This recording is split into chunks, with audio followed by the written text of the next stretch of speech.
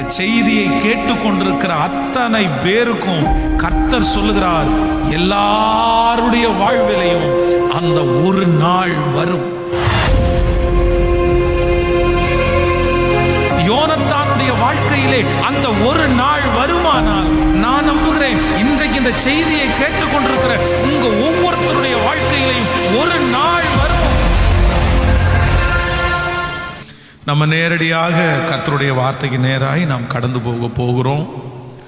கடந்த நாட்களில் இருந்து ஆண்டவருடைய வார்த்தைக்காக நான் ஜெபித்து கொண்டே இருந்தபோது ஆண்டவர் இந்த மாதம் கொடுத்த அந்த வாக்குத்தத்த வசனத்திலிருந்து அதனுடைய பின்னணியான ஒரு காரியத்தை பேசும்படியாக ஆண்டவர் என்னுடைய இருதயத்திலே கர்த்தர் பேசினார். அந்த வார்த்தையை இன்றைக்கு நான் உங்களோடு பேசி உங்களுக்காக ஜெபித்து கடந்து போக நான் ஆசைப்படுகிறேன். எடுத்துக்கொள்ளலாம். நாம் எல்லாரும் எடுத்த அந்த வேத பகுதியை நம்ம வாசிப்போம். 1 சாமுவேல் 14ஆம் அதிகாரத்தை நாம் எடுத்துக்கொள்ள போகிறோம். 1 சாமுவேல் 14ஆம் அதிகாரத்திலே 1வது வசனத்திலிருந்து ஒரு சில வசனங்களை நாம் வாசிக்க போகிறோம். ஒரு நாள் சவுலின் குமாரனாகிய யோனத்தான் தன் ஆயுததாரியாகிய வாலிபனை நோக்கி, நமக்கு எதிராய் அந்த பக்கத்தில் இருக்கிற பெலிஸ்தியரின் தனயத்திற்கு போவோம் வா என்று சொன்னான். அதை அவன் தன் தகப்பனுக்கு அறிவிக்கவில்லை. ஒரு நாள் சவுலின் குமாரனாகிய யோனத்தான். ஆண்டவருடைய பிள்ளைகளே, இந்த இடத்திலே, இந்த வேத பகுதியிலே, இந்த சம்பவத்தின் இடையிலே அநேக காரியங்கள் சொல்லப்பட்டிருக்கலாம். இதற்கு முன்பாக இருக்கிற பின்னணியை குறித்து 1ஆம் தேதி நடந்த அந்த வாக்குத்தத்த ஆராதனையிலே ஆண்டவர் நம்மோடு கூட பேசினார். அந்த சூழ்நிலையை குறித்து நம்ம விவரமாய் எந்த சூழ்நிலையிலே இது நடக்கிறது என்கிறதை குறித்து நம்ம தியானித்தோம். இஸ்ரவேல் ஜனங்களுக்கு விரோதமாக பெரிய ஒரு பட்டாளமே நிரம்பி வந்து நிற்கிறது. லட்சக்கணக்கான ஆட்கள் வந்து நிற்கிறார்கள் எதிராய். அப்பொழுதுதான் முதல் நேரம். சவுல் ராஜா பொறுப்படுத்து சில வருடங்கள் தான் ஆகிறது. அதற்குள்ளே இவ்வளவு பெரிய யுத்தம். ஜனங்கள் அப்படியே மலைத்து போய் நிற்கிறார்கள். என்ன செய்யறதுன்னே தெரியல. அதே போல நான் சொன்னது போல இவர்களுடைய கைகளிலே யாருடைய கையிலையும் ஆயுதமே இல்லை. இவங்க இருக்கிறதே ஒரு 3000 பேர் தான் இருக்கிறாங்க. சவுல் ராஜோட ஒரு 2000 பேர் இருக்கிறாங்க. யோனத்தானோட ஒரு 1000 பேர் இருக்காங்க. வெறும் 3000 பேர் தான் இருக்காங்க. இந்த 3000 பேர்ல பட்டயம் இருக்கிறது யார்கிட்டலாம் இருக்கு அப்படின்னா, சவுல் ராஜாவிட்டையும் யோனத்தான்டையும் மட்டும்தான் பட்டயம் இருக்கே தவிர வேற ஆள்கிட்ட பட்டயம் கூட இல்லை. ஆனால் இவர்களுக்கு முன்பாக நிற்கிற அந்த எதிரியினுடைய படை காலாட்கள் மட்டும் அப்படியே திரளாய் மணலத்தனையாய் அப்படின்னு வேதம் சொல்லுது. நிறைய லட்சக்கணக்கான பேர் அப்படியே இவர்களுக்கு விரோதமாய் வந்து நிற்கிறார்கள். அப்போ பல நாட்கள் இப்படி ஓடுகிறது. இஸ்ரவேல் ஜனங்கள் பார்த்துட்டே இருக்கிறாங்க. ஒருத்தருக்கு கூட தைரியம் இல்லை. எப்படி போரிட போகிறது? சரி, ஆயுதங்களை போய் தயாரித்து ஆயுதத்தை எடுத்து கொண்டு போய் அவர்களோட போராடலாம் அப்படின்னு பார்த்தா ஒரு கொல்லனும் இல்லை அந்த இடத்துல. கொல்லப்பட்டதா இருக்கே தவிர கொல்லன் அத்தனை பேரையும் அந்த பெலிஸ்தியர் ஆட்கள் வந்து பிடிச்சிட்டு போயிட்டாங்க. அதிகமான சம்பளம் கொடுத்தா, அதிகமான பணத்தை கொடுத்து எங்களுக்கு ஆயுதங்களை தயாரிக்கணும், நீங்க வாங்கன்னா அவங்கள வேலையை கூட்டி போயிட்டாங்க. இவங்களுக்கு இப்போ அந்த பட்டயத்தை அடித்து கொடுக்கறது கூட கொல்லன் இல்லை. பட்டயத்தை கூட உருவாக்க முடியாது. ஜனங்கள் பலர் சிதறி போனார்கள். அந்த லட்சக்கணக்கான ஜனங்களை பார்த்த உடனே ஒரு சிலர் போய் குகைகளிலும் மலைகளிலையும் காடுகளிலையும் பல இடங்களிலே ஒளிந்து கொண்டார்கள். கண்டிப்பா இவங்க வருவாங்க, வந்து நம்மளை எல்லாம் பிடிச்சிட்டு போவாங்க, நம்முடைய வீடுகளை எல்லாம் தீக்கிரையாக்குவாங்க அப்படின்ற பயத்துல ஜனங்கள் எல்லாருமே வந்து ஒவ்வொருத்தரா ஒளிய ஆரம்பிச்சிட்டாங்க. இவர்களுடைய சமூகத்திலையும் லட்சக்கணக்கான பேர் இருக்கிறாங்க. ஆனா எல்லாருமே போய் ஒளிஞ்சிட்டாங்க. இப்படி நடந்து கொண்டிருக்கிற அந்த சூழ்நிலையில ஒரு நாள் சவுலின் குமாரனாகிய யோனத்தான் தன் ஆயுததாரியை கூட்டிக் கொண்டு, வாடா நம்ம போலாம், லட்சக்கணக்கான பேர் நின்னா என்ன, நமக்குள்ள இருக்கிறவர் பெரியவர், வா போலாம், பார்த்துக்கலாம், என்ன நடக்குதுன்னு பார்த்துக்கலாம் அப்படின்னு அத்தனை நாட்கள் இருந்த போதிலும் அந்த ஒரு நாள் அவனுக்குள்ள ஒரு மிகப்பெரிய தைரியம் ஒன்று வருது. 1-2 பார்த்துடலாம், எது அப்படின்னு பார்த்துடலாம். அந்த ஒரு நாள் தான் மிகவும் விலையேற பெற்ற நாள். நான் நம்புறேன், எப்படி அந்த யோனத்தானுடைய வாழ்க்கையிலே அந்த ஒரு நாள் வந்ததோ, அந்த ஒரு நாள் அவனுக்கு ஒரு மிகப்பெரிய மாற்றத்தை கொடுத்தது. அந்த ஒரு நாள் அவனை தைரியசாலியாய் பார்த்தது. அந்த ஒரு நாள் எதிரியை அடியோடு அழிக்கிற நாளாய் மாறினது. கர்த்தர் அவனுக்காக யுத்தம் பண்ணினார். ஜனங்கள் எல்லாம் தட்டி கொடுத்தாங்க. ராஜாவுடைய பையனுடைய அந்த அவனுடைய எண்ணத்துல இப்படிப்பட்ட ஒன்று இருக்கும்னு நம்ம நினைக்கல. இவன் இவ்வளவு பலசாலின்னு நமக்கு தெரியாது. இல்ல இவன் எவ்வளவு பெரிய ஆளு, எவ்வளவு பெரிய ஆளு. அத்தனை பேருடைய பாராட்டிற்கும் உகந்தவனாய் மாறினான். அந்த ஒரே ஒரு நாள் அவனுடைய வாழ்க்கையை தலைகீழாய் புரட்டி போட்டது. இதுவரையிலும் கிடைக்காத மரியாதை, இதுவரையிலும் கிடைக்காத கனம், இதுவரையிலும் கிடைக்காத புகழ்ச்சி எல்லாமே அவனுக்கு வந்து சேர்ந்தது அந்த ஒரு நாள். ஆண்டவர் சொல்றாரு, அந்த ஒரு நாள் யோனத்தானுக்கு வந்தது மட்டுமல்ல, யோனத்தானுக்கு மட்டுமல்ல, இந்த செய்தியை கேட்டுக்கொண்டிருக்கிற அத்தனை பேருக்கும் கர்த்தர் சொல்லுகிறார், எல்லாருடைய வாழ்விலையும் அந்த ஒரு நாள் வரும். யோனத்தானுடைய வாழ்க்கையிலே அந்த ஒரு நாள் வருமானால், நான் நம்புகிறேன் இன்றைக்கு இந்த செய்தியை கேட்டுக்கொண்டிருக்கிற உங்க ஒவ்வொருத்தருடைய வாழ்க்கையிலையும் ஒரு நாள் வரும். உன் பிள்ளையினுடைய வாழ்க்கையிலே ஒரு நாள் வரும், ஒரு நாள் வரும். அன்றைக்கு நீங்க இப்படி இருக்க மாட்டீங்க. நீங்க ஒருவேளை இந்த ஜெபத்தில் இருக்கிற நிறைய பேர் நீங்கள் சோர்ந்து போகலாம். பாஸ்டர், இனி எங்க வரப்போகுது, இனி எங்க வரப்போகுது? காலம் தாண்டிருச்சு, இனி வராது, இனி வருவதற்கு சாத்தியமே இல்லை. இனி நான் இவ்வளவு வயசானதுக்கு அப்புறமா அந்த நாள் வரப்போகுது, இவ்வளவு இழந்ததுக்கு அப்புறமா அந்த நாள் வரப்போகுது, இவ்வளவு அவமானப்பட்டதுக்கு அப்புறமா அந்த நாள் வரப்போகிறது, இத்தனை பேர் ரிஜெக்ட் பண்ணதுக்கு அப்புறமா எனக்கு வரப்போகுது. இல்லை, ஆண்டவருடைய பிள்ளைகளை நான் நம்புகிறேன், நான் விசுவாசிக்கிறேன். 80 வயதிலே வர முடியுமானால், 90 வயதுல ஒரு மனுஷனுக்கு வர முடியுமானால், இந்த சத்தத்தை கேட்டுக்கொண்டிருக்கிற யாரோ ஒருத்தரிடத்துல கர்த்தர் பேசுகிறார்.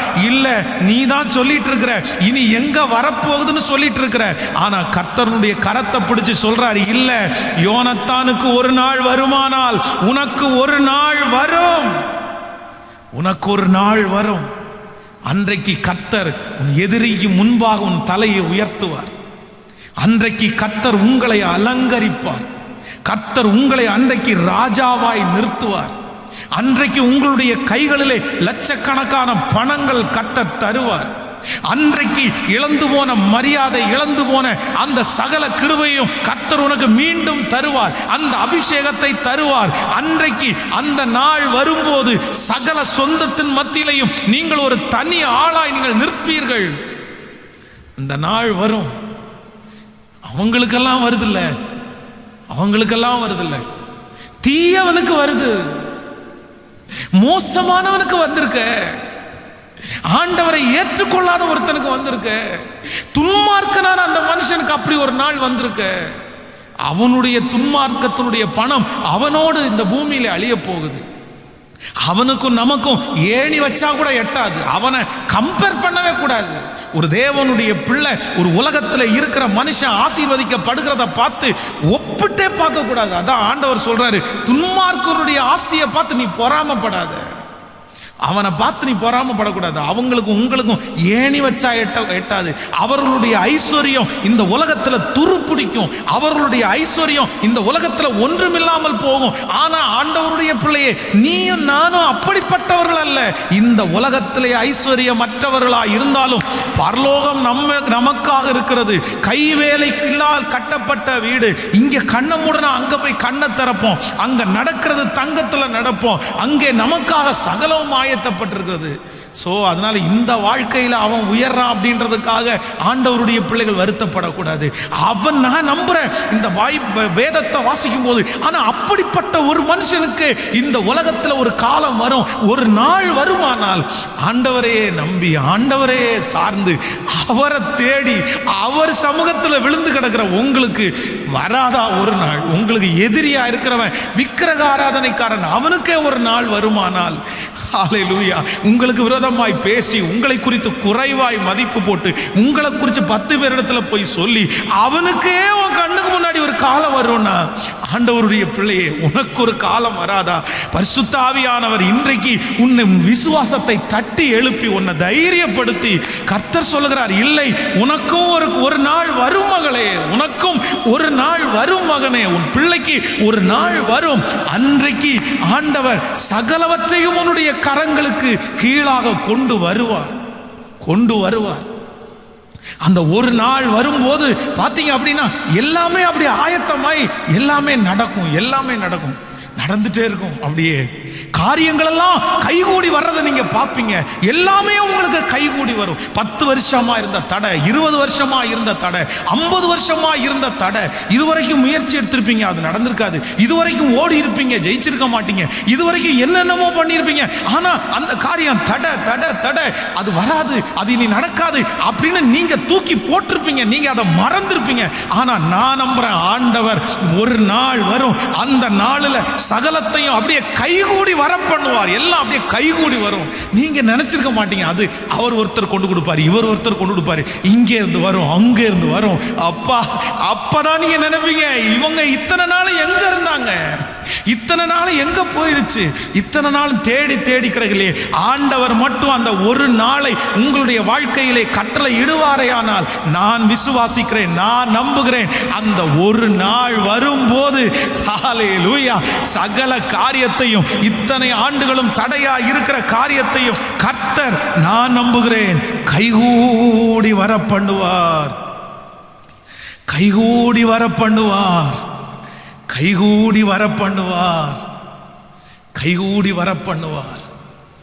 அந்த நாள் வரும். கைகளை உயர்த்தி சொல்லுங்கள், அந்த நாள் வரப்போகிறதற்காய் ஒரு நாள் வரும்.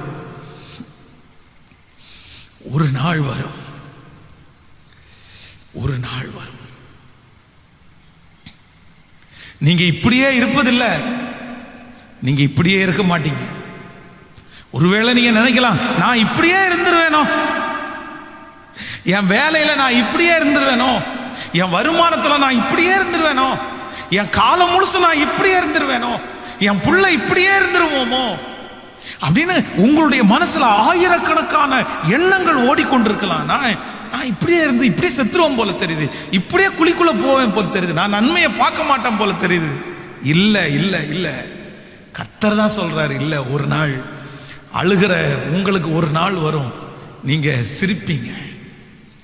அழுகிற நீங்க இன்னைக்கு அழுதுட்டே இருக்கிறீங்க.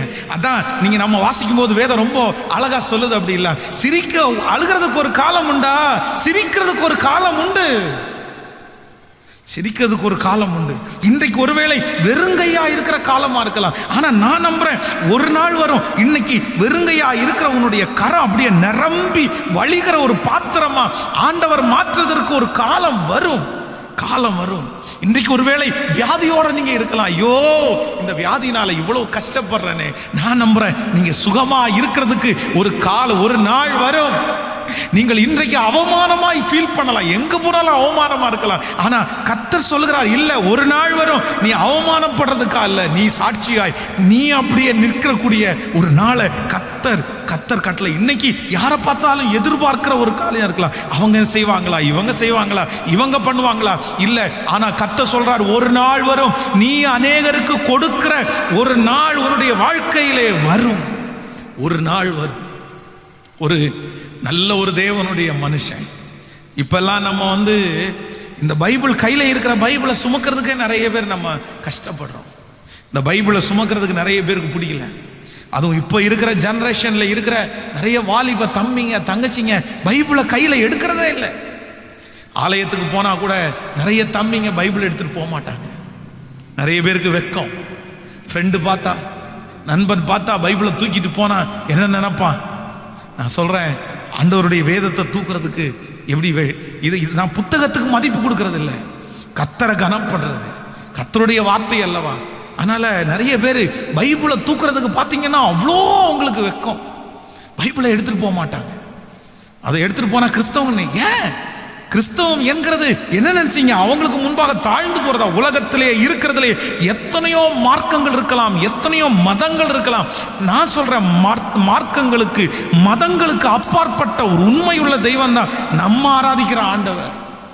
அதனால பைபிளை தூக்கிறதுக்கெல்லாம் ஒருத்தரும் வெட்கப்படவே கூடாது, வெட்கப்படவே கூடாது. ஆனா ஒரு போதகர் ஒரு பெரிய பைபிள், அதனுடைய வெயிட் மட்டும் 8 கிலோ, அந்த பைபிளை தான் அவர் தூக்குவாராம். அது பல ஆண்டுகள் எங்க ஊழியத்துக்கு போனாலும் அவ்வளோ பெரிய பைபிளை தூக்கிட்டு போவாராம். ஊர்ல இருக்கிற நிறைய பேர் கிண்டல் பண்ணுவாங்களாம். அவருக்கு பேரே வச்சுட்டாங்க, அந்த பெரிய புத்தகத்தை சுமந்துட்டு வருவாரே அவர் தானே, அந்த பெரிய புத்தகத்தை சுமந்துட்டு வருவார் அவர் தானே. ஆனா அவர் வெட்கவே பட மாட்டாராம். எங்க ஊழியத்துக்கு போனாலும் அவ்வளோ பெரிய பைபிளை தூக்கிட்டு போயிட்டே இருப்பார். அப்போ ஒரு நாள் அவர் ஒரு டீ கடையில் டீ குடிச்சிட்டு இருக்கும்போது ஜன்னல் வழியாக ஒரு ஃபாரினர், ஒரு லேடி ஒருத்தங்க அவர் டீ குடிச்சிட்டு இருக்கிறத பார்த்தாங்க. இவர் பார்க்குறார், டீ குடிச்சிட்டு இருக்கிறவர் பார்க்குறாரு, அங்கேருந்து பார்க்குறாங்க, ஜன்னல்ல இருந்து பார்த்து கை காமிக்கிறாங்க, இங்கே வாங்க அப்படின்னு கை காமிச்சாங்க. உடனே இந்த பைபிளை தூக்குறவர் தன்னுடைய வேதாகமத்தை தூக்கிட்டு அவங்க வீட்டுக்கு போகிறார். உட்கார சொன்னாங்க, ஒரு ப்ரேயர் பண்ண சொன்னாங்க. சொல்லிட்டு சொன்னாங்க, இவ்வளோ பெரிய பைபிள் இவ்வளோ வெயிட்டாக இருக்குது, இது தூக்குறதுக்கு உங்களுக்கு கஷ்டமா இல்லையான்னு கேட்டிருக்காரு. ஐயோ என்ன சொல்றீங்க, இதை தூக்குறதுக்கு எனக்கு ஒரு கஷ்டமும் இல்லை, ஆண்டவர் எனக்கு நிறைய பலன் கொடுக்குறாரு, சாகுற வரைக்கும் நான் இதை தூக்குவேன். உடனே அவங்க இரண்டாவது கேட்டிருக்காங்க, சரி எத்தனை வருஷமா இந்த பைபிளை தூக்கிட்டு இருக்கிறீங்க, எத்தனை வருஷமா தூக்கிட்டு இருக்கிறீங்க? அவர் சொன்னார், கிட்டத்தட்ட ஒரு 12 வருஷம் இருக்கும், 12 வருஷமா இந்த பைபிளை தூக்கிட்டு இருப்பேன். வீட்டுக்குள்ள போனாங்க, அவங்களுடைய பீரோவை திறந்து ஒரு செக்கு, அந்த செக்கை எழுதி அவருடைய கையில் கொடுத்தாங்க. இது உங்களுக்கு ஒரு காணிக்கையா வச்சுக்கங்க அப்படின்னு கொடுத்தாங்க. அவர் அந்த செக்கை வாங்கி பார்த்தா 12 லட்சம், 12 லட்சம் ரூபாய். ஐயோ என்ன இவ்வளோ பெரிய அமௌண்ட்டை இந்த செக்கில் எழுதியிருக்கிறீங்க, எனக்கு அப்படிலாம் காணிக்க வேண்டாங்க அப்படின்னு சொன்ன உடனே அவங்க சொன்னாங்களாம்மா, 12 வருஷமா இந்த பைபிளை தூக்குறீங்கன்னு சொன்னீங்கல்ல, இந்த 12 வருஷமா என் பிள்ளை இந்த பைபிளை தூக்கிட்டே இருக்குது, இவனுக்கு ஏதாவது கொடுக்க முடியுமான்னு ஆண்டவர் என்கிட்ட கேட்டாரு, என் இருதயத்தில் பேசினாரு, 12 வருஷம் இந்த பைபிளை சுமக்குறீங்கல்ல, உங்களுக்கு சம்பளம் போங்க, 12 லட்சம் நீங்க வச்சுங்க அப்படின்னாங்களாம். அப்ப நான் என்ன நம்புறேன் அப்படின்னா, இன்றைக்கு ஒருவேளை நிறைய பேருடைய பார்வைக்கு உங்களுடைய கண்ணீர், உங்களுடைய ஜெபம், உங்களுடைய உபவாசம் நக்கலா கிண்டலா தெரியலாம், உங்களுடைய ஊழியம் கிண்டலா தெரியலாம், நீங்க ஆண்டவருக்காக காண்பிக்கிற பக்தி வைராக்கியம் கிண்டலா உங்களுக்கு தெரியலாம், அதை வச்சு அவங்க கேலி பண்ணலாம், என்ன நீ பெரிய ஆளா, நீ வானத்திலிருந்து குதிச்சியா, நீ ஃபாதரா, நீ அப்படியெல்லாம் இருந்துருவியா, என்னென்னமோ உங்களை பார்த்து சொல்லலாம். நீ அழாம கண்ணை மூடிட்டு, நீ அழுத உடனே என்ன நடக்குது, நீ ஒப்பாரி வச்ச உடனே என்ன நடக்குது, அப்படியெல்லாம் உங்களை காயப்படுத்துகிற அந்த நபர், நான் நம்புறேன் ஒரு நாள் வரும், ஒரு நாள் வரும், நீ தேவ சமூகத்துல நீங்க வடிச்ச கண்ணீருக்கு பதில் வரும், ஒரு நாள் வரும். அன்னைக்கு உங்க ஜபத்தினாலதான் உங்க குடும்பம் நடக்குதுன்னு அவங்க சொல்லுவாங்க. ஒரு நாள் வரும், நீங்க அத்தனை நாட்களும் பட்ட பாடுகள் பக்தி வைராக்கியத்திற்கு நான் சொல்றேன், ஆண்டவரே உங்களை கனப்படுத்தி ரிவார்டு கொடுத்து, இத்தனை வருஷம் எனக்காக இப்படி செய்தியே, நான் உனக்காக பண்ணுவேன்னு கர்த்தர் சொல்லுகிற ஒரு நாள் வரும்னு நான் நம்புறேன். விசுவாசிக்கிறவங்க கரங்களை உயர்த்தி ஒரு ஹல்லேலூயா சொல்லு. எனக்கு என்னன்னா, சிலுவையில் இருக்கிற கள்ளன், அவனுக்கு அப்படிப்பட்ட ஒரு சூழ்நிலை, அப்படிப்பட்ட ஒரு நாள் வரும்னு அவன் நினைக்கல. ஒருவேளை செத்துருவேன்றது நினைச்சிருக்கலாம், ஆனா அவனுக்கு விடுதலை கிடைக்கும்ன்ற ஒரு நாள் அவனுக்கு தெரியல. ஆனா சிலுவை கள்ளனுக்கே ஒரு நாள் வருமானால் நான் நம்புகிறேன் உங்களுக்கு வராதா ஆண்டவருடைய பிள்ளைகளே? சிம்சோன் பாவத்தை செய்து தள்ளப்பட்டு எல்லாராலும் புறக்கணிக்கப்பட்டு கண்கள் பிடுங்கப்பட்டு தன்னுடைய பலனெல்லாம் இழந்து போய் இப்பொழுது அவனை வேடிக்கை காண்பிக்கிற பொருளாய் கொண்டு வந்து முன்பாக நிற்கிறார்கள். ஒரு பக்கத்தில் இருக்கிறவர்கள் அவனை பார்த்து கிண்டல் பண்றாங்க, இன்னொரு பக்கத்தில் இருக்கிறவங்க அவனை பார்த்து பரிதாபப்படுறாங்க. ஐயோ பாவம், எல்லாத்தையும் இழந்துட்டானே, பலத்தை இழந்துட்டான், கண்ணை இழந்துட்டான், இவ்வளோ பராக்கிரமசாலியான பையன் ஒன்னும் இல்லாம போயிட்டானேன்னு எல்லாரும் அவன் மேல பரிதாபப்படும் போது ஒரு நாள் வந்தது, ஒரு நாள் வந்தது. அந்த நாள் இழந்து போன அந்த பலத்தை திரும்பவும் ஆண்டவர் கொடுத்து, அந்த அபிஷேகத்தை திரும்பவும் ஆண்டவர் கொடுத்து, அந்த பரிசுத்த ஆவியானவர் திரும்பவும் அவன் மேல எழும்பி, அந்த அவன் உயிரோடு இருந்த நாட்களிலே கொடுத்த ரட்சிப்பை விட மரிக்கும் போது அவ்வளவு பெரிய ரட்சிப்பு அவனால் உண்டாகுமே. ஆனால் இன்றைக்கு இந்த சத்தத்தை கேட்கிற ஆண்டவருடைய பிள்ளையே, உனக்கு ஒரு நாள் வரும், உன் கால்களை ஸ்திரப்படுத்த, தள்ளாடுகிற முழங்கால்களை பலப்படுத்துகிற ஒரு நாள். ஓஹோ ஹல்லேலூயா. வரும் என்று பரிசுத்த ஆவியானவர் சொல்லுகிறார். வரும் என்று ஒரு நாள் வரும். யோசேப்பை குறித்து வேதம் சொல்லுகிறது, தன்னுடைய வீட்டை விட்டு துரத்தப்பட்டு கிட்டத்தட்ட 15 ஆண்டுகள் தாண்டி ஒரு நாள் வந்தது. அந்த நாள் வருவதற்கு முன்பாக வர அவனுக்கு நிறைய முடிகள் எல்லாம் வளர்ந்து, தாடி வளர்ந்து, அசிங்கமாகி, சின்ன வயசுலேயே ஒரு நாள் அவன் போத்திபாருடைய வீட்டிலே இருக்கும்போது அவனை பார்த்து ஆசைப்படுகிற அளவுக்கு அவன் இருந்தான். ஐயோ, அவனை பார்த்து கண் போடுற அளவுக்கு இருந்தான். அழகா இருந்தான், எல்லாருடைய பார்வைக்கு நல்லவனா தெரிஞ்சான். அவனுடைய தகப்பனார் வீட்டிலே இருக்கும்போது பலவர்ண அங்கியை போட்டு அழகு பார்த்து இதுவரைக்கும் அழகு அழகு அழகு அழகுன்னு கேள்விப்பட்ட அவன் இப்பொழுது அவன் சிறைச்சாலையிலே அடிமையினுடைய வஸ்திரம் அவனுக்கு கொடுக்கப்பட்டு சிறைச்சாலையிலே தள்ளப்பட்டு அழகு போயிருச்சு.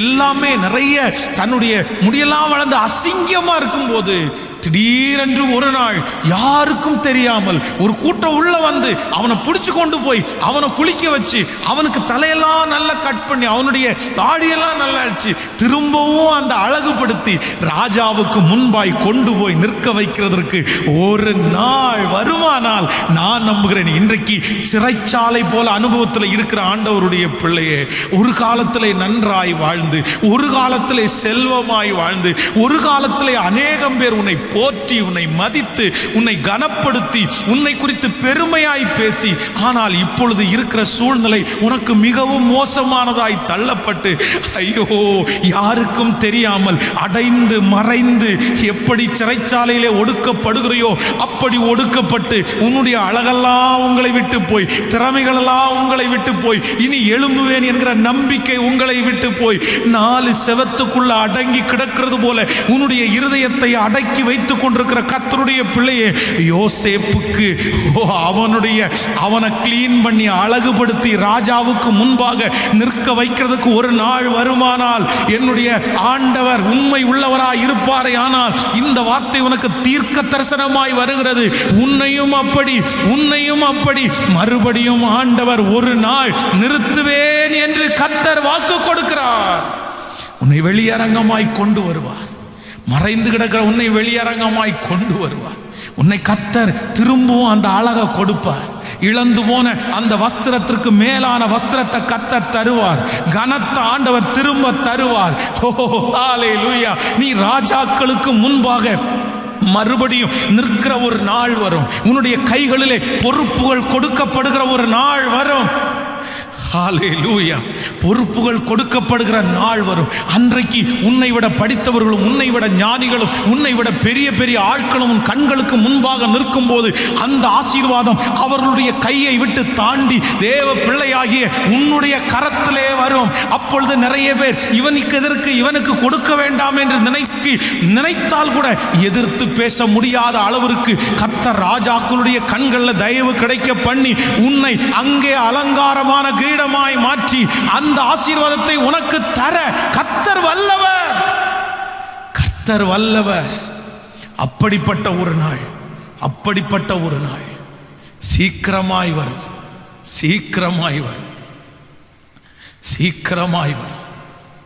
38 வருடம் நம்பிக்கையை இழக்கவில்லை. ஹெல்ப் பண்றதற்கு யாருமே இல்லை. தன்னுடைய வியாதியிலிருந்து விடுதலை கொடுக்கிறதற்கு ஒருவரும் இல்லை. குளம் கலக்கப்படும் போது அவனை கொண்டு போய் விடுவதற்கு ஒருவரும் இல்லை. அப்படிப்பட்ட சூழ்நிலையிலே இருக்கிற ஒரு மனிதனுக்கு என் தேவாதி தேவன் ராஜாதி ராஜனாகிய அவரே தேடி வருவதற்கு ஒரு நாள் வறுமையானால் நான் நம்புறேன். தேவ பிள்ளையே, உங்களுக்கு வராதா? கையை உயர்த்தி சொல்லுங்க, நான் நம்புறேன். அழுது கொண்டே சொல்லுங்க, நான் நம்புறேன். நீ பரிசுத்தமாய் வாழ வாஞ்சிக்கிறாய் அல்லவா? ஒரு நாள் வரும். ரத்தல சந்தனோரோப ஒரு நாள் வரும். சொல்லுங்க, ஆண்டவருக்கு நன்றி சொல்லுங்க. கையை உயர்த்தி நான் நம்புறேன்னு. நான் நம்புறேன். எத்தனை பேர் வீடுகளிலிருந்து கேட்குறீங்க, எத்தனை பேர் எங்கிருந்து கேட்குறீங்கன்னு தெரியல. இருக்கிற இடம் எதுவாக இருந்தாலும் அதை குறித்து கவலைப்படாமல் நீங்கள் கையை உயர்த்துறதுக்கு விடுதலை இருந்தால் உயர்த்தி, அழுகிறதுக்கு விடுதலை இருந்தால் அழுது கர்த்தர் சமூகத்தில் சொல்லுங்க, ஆண்டவரே நான் நம்புறேன். பிள்ளைக்காக ஜெபித்துக் கொண்டிருப்பீர்களோ, கணவனுக்காக ஜெபிப்பீர்களோ, மனைவிக்காக ஜெபிப்பீர்களோ, ஊழியத்திற்காக ஜெபிப்பீர்களோ, நீங்கள் எதற்காக முயற்சி எடுத்துக் கொண்டிருக்கிறீர்கள் எனக்கு தெரியாது. ஆனால் உங்களுடைய கரங்கள் உயர்த்தப்பட்டு, ஆண்டவரே ஒரு நாள் வரும், ஒரு நாள் வரும். ஹல்லேலூயா, ஹல்லேலூயா. சவுலின் குமாரனாகிய யோனத்தானுக்கு ஒரு நாள் வருமானா, இதோ இந்த சத்தத்தை கேட்டுக்கொண்டிருக்கிற உனக்கு ஒரு நாள் வரும் என்று சொன்ன தேவனை பார்த்து கையை உயர்த்தி, ஆண்டவரே நான் நம்புறேன், நான் நம்புறேன், நான் நம்புறேன், நான் நம்புறேன், நான் நம்புறேன். ஒரு நாள் வரும், நான் நம்புறேன், ஒரு நாள் வரும். ஓ ஒரு நாள் வரும், நான் நம்புறேன், நம்புறேன், நம்புறேன், நம்புறேன். ஒரு நாள் வரும், நம்புறேன். ஹல்லேலூயா. கைகளை உயர்த்தி ஒரு ஹல்லேலூயா சொல்லு. இந்த வார்த்தைகள் எல்லாம் நான் தியானித்துக் கொண்டிருக்கும் போது ஆண்டவர் அந்த நாள் எப்போ வரும்,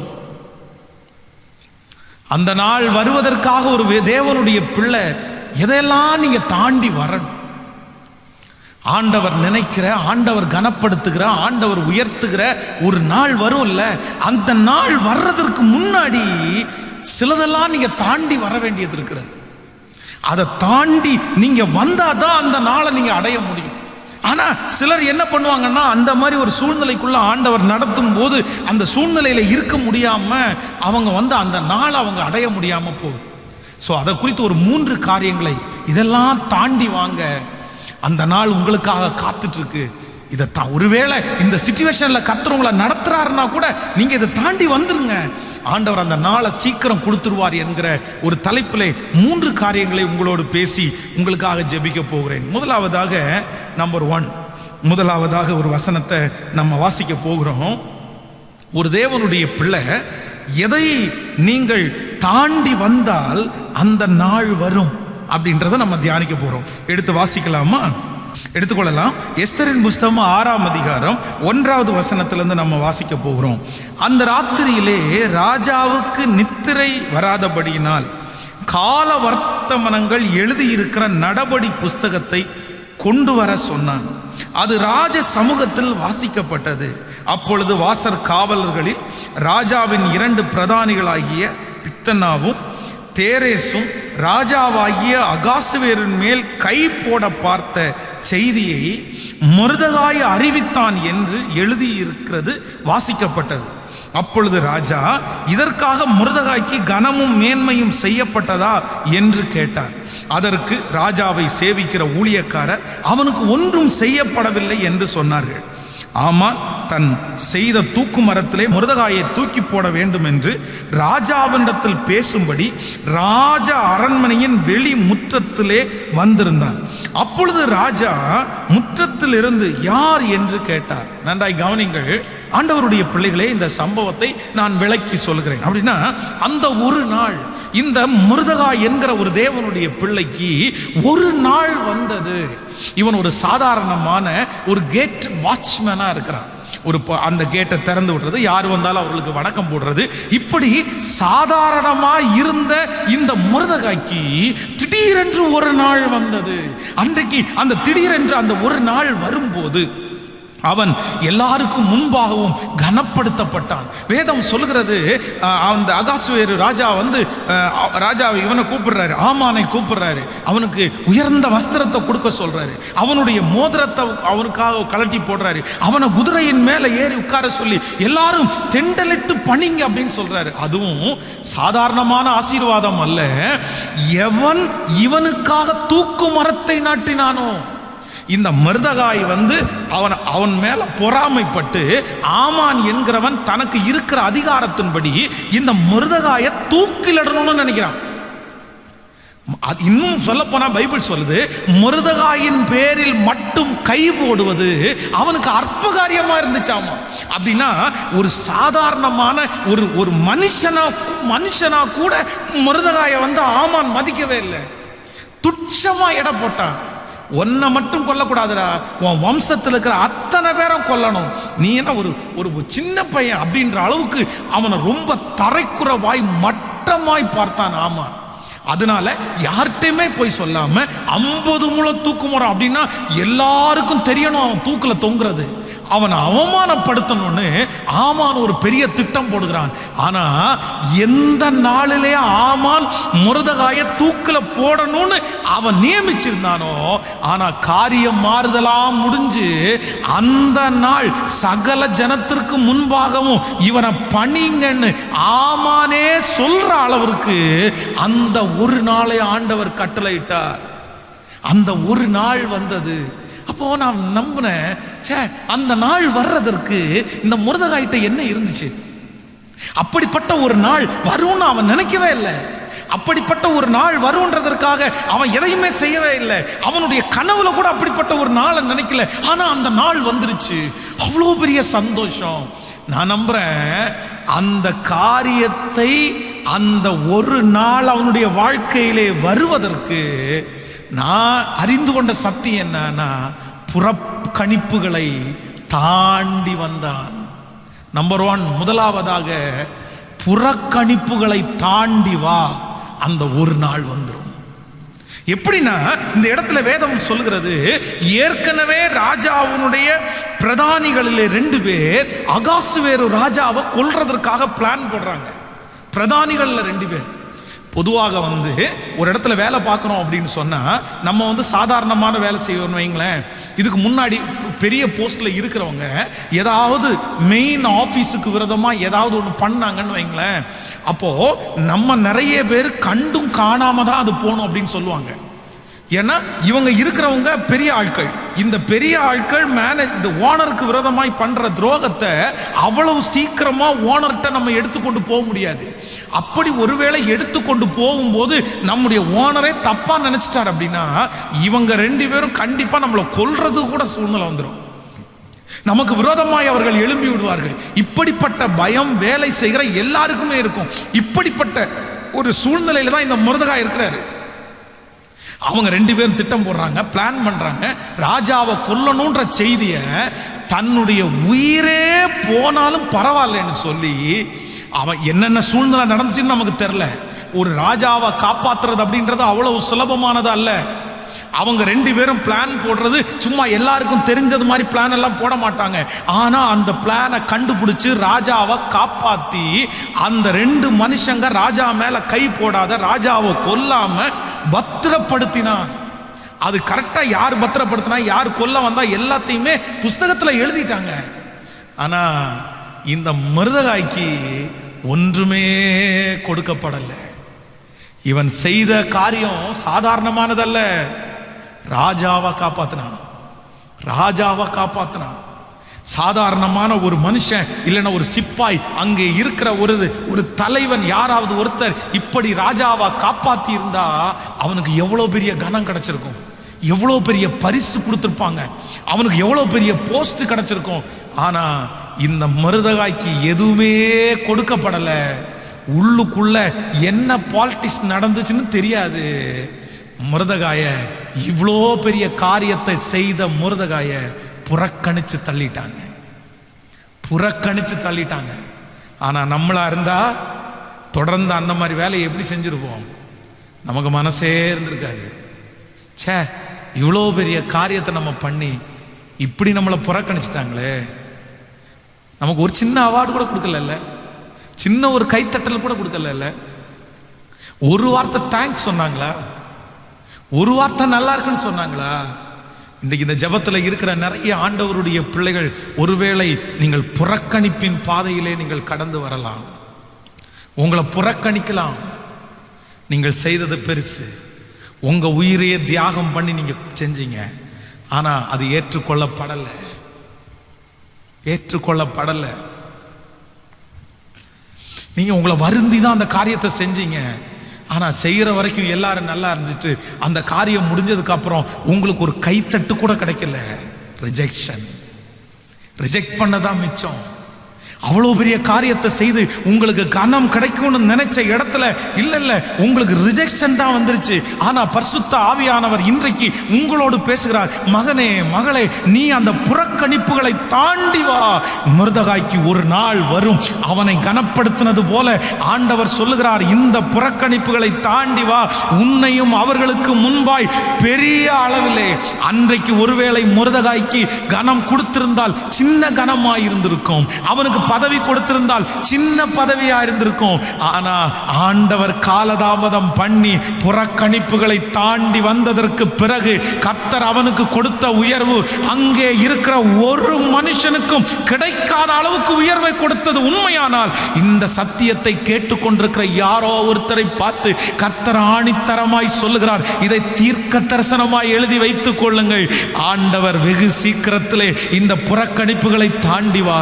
மகளே, உன்னை நேசிக்க வேண்டியவர்கள், மகனே உன்னை நேசிக்க வேண்டியவர்கள் புறக்கணிக்கிறார்கள் அல்லவா? உனக்குள்ளே அத்தனை திறமைகள் இருந்தும் உன்னை புறக்கணிக்கிறார்கள் அல்லவா? ஓ, நீதான் அதை செய்தாய் என்று தெரிந்த போதிலும் உன்னை புறக்கணிக்கிறார்கள் அல்லவா?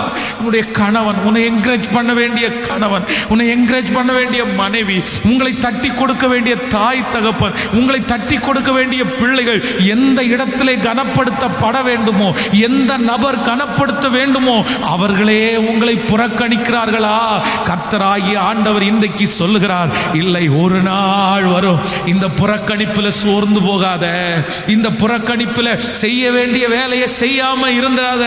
ஒரு நாள் வரும், அன்றைக்கு கர்த்தர் உன்னை அவர்களுக்கு முன்பாக நீ பெரிய அளவில் கர்த்தர் உன்னை உயர்த்துவார். அவர்கள் மதிக்கிற அளவிற்கு, அவர்கள் கைத்தற்ற அளவுக்கு அவர்களை ஸ்டிக் பண்ணி நீ உங்களை கனப்படுத்த, உங்களை கையெடுக்க, உங்களை வணங்க, இல்லையென்றால் உங்களை மரியாதை கொடுக்க முடியாத என்று சொல்லுகிறவர்கள், மரியாதை கொடுக்க மாட்டேன்னு சொல்றவங்களை கூட மரியாதை கொடுக்க வைக்கிறது மாதிரி ஒரு உயர்வை என் ராஜாதி ராஜா உங்களுக்கு தர்றதற்கு வல்லவரா இருக்கிறாரு. நம்புறீங்களா? நம்புறீங்களா? கைய மேல உயர்த்தி எஸ்லோ. புறக்கணிப்புகளை தாண்டி வா. புறக்கணிப்புகளை தாண்டி வா. புறக்கணிப்பு பரிசுத்தவான்களுக்கு பழக்கமானதுதான். புறக்கணிப்பு பரிசுத்தவான்களுக்கு புதுசில்லை. எல்லா பரிசுத்தவான்களும் புறக்கணிப்புகளை தாண்டி வந்தவர்கள் தான். அவ்வளவு திறமை இருந்தும் சிங்கத்தினுடைய வாயை கிழித்து போட்டதுக்கு பிற்பாடும், அதற்கு பிறகு சவால் விட்டு கொண்டிருக்கிற கோலியாத் என்கிற மிகப்பெரிய அரக்கனை கொன்று வீழ்த்தி அவனுடைய தலையை கையிலே எடுத்துக்கொண்டு வந்த போதிலும், அங்கே இருக்கிற ஸ்திரீகள் தாவீது கொன்றது 15,000 என்று முழக்கமிட்ட போதிலும், அவனுடைய பலத்தையோ, அவனுடைய திறமையோ, அவனுடைய தைரியத்தையோ, அவனுடைய ஜப வாழ்க்கையோ, ஆண்டவர் மேல அவன் வச்சிருக்கிற பக்தியையோ ஏற்றுக்கொள்றதற்கு யாருமே இல்லை. எல்லாருமே புறக்கணிச்சாங்க. ராஜா புறக்கணிக்கப்பட்டார்.